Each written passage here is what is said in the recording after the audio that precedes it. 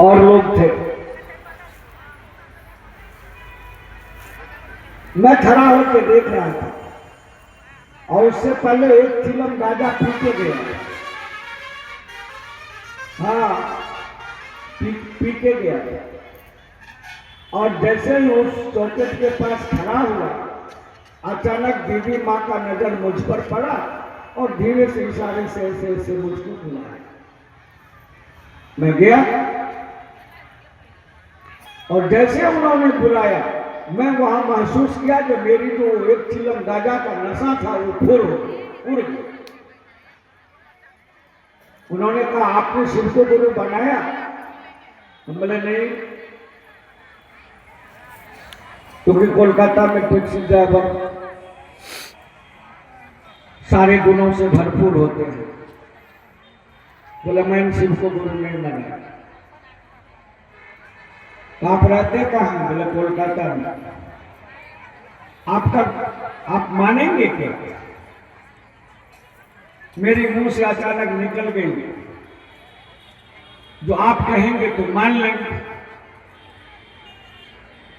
और तत्क्षण दीदी ने भाई परमेश्वर जी को कहा, परमेश्वर इनकी घोषणा की। और वहीं पर मेरी घोषणा हुई। मैं किसी दुख से शिव को गुरु नहीं मानता। आई गई बात खत्म हो गई। बगवा के मंच से साहब ने कहा, जो जिंदगी में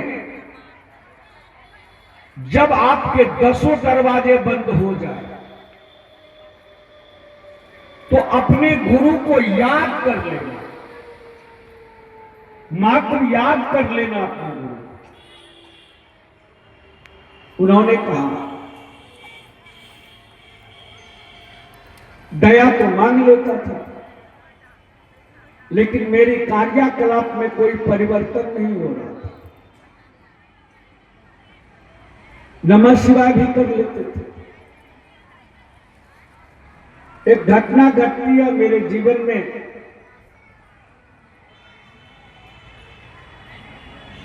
मेरे छोटा बच्चा था, लड़का था, वो 1.5 साल या 2 साल का था उस समय।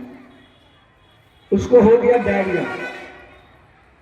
डायरिया बना पूछते हैं ना, भेजा।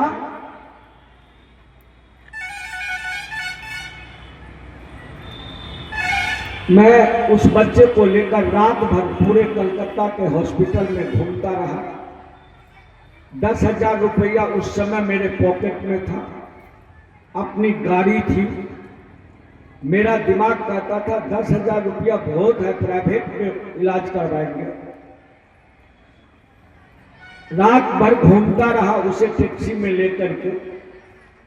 बच्चा के दशा जो थी, जो अब मरेगा तब मरेगा, और उससे ज्यादा दशा थी मेरी पत्नी, क्योंकि बेटा मरेगा तो मां भी मरेगी। कहीं जगह नहीं मिला, कहीं जगह नहीं मिला। जहां गए वहां सीट भरती है, वो प्राइवेट हो या सरकारी हो, कई जगह नहीं। लास्ट में एक शिशु सदन है भवानीपुर में, गरीब भाई जानते हैं। लास्ट में मैं उस हॉस्पिटल पर गया और दरवान जी को बोला कि भैया मेरा बच्चा मर जाएगा, आप भर्ती कर लीजिए ना, आप 2,000 रुपया ले लीजिए ना, अलग से भर्ती करवा दीजिए। मेरे गर्दन पर, टैक्सी ड्राइवर का कोई महत्व नहीं है, मेरे गर्दन पर हाथ दिया और ठेल करके बाहर गया। जैसे ठेल के बाहर किया, मैं अपने पत्नी को कहा, चलो अब मर भी जाएगा तो मैं कुछ नहीं कर सकता हूं। ना मेरा पैसा काम कर रहा है, ना मेरी गाड़ी काम कर रहा है, सारे रास्ते बंद हो चुके हैं। और जैसे ही गाड़ी के हैंडल पर, मैंने स्टीयरिंग पर बैठने के लिए गाड़ी के हैंडल पर हाथ दिए, मुझे याद आया जो वो आदमिया बोला था, जब 10 दिशाएं बंद हो जाए तेरे जीवन में तो अपने गुरु को याद कर। बस याद आया, मैं तो साहब का नाम भी भूल गया था। बस इतना याद आया। और जैसे ही इतना याद आया, वही दरबान मुझको गर्दन पर हाथ दे के धकेला था, वो दौड़ के आता है और कहता है चलो तो देखते हैं ऊपर में जगह है कि नहीं।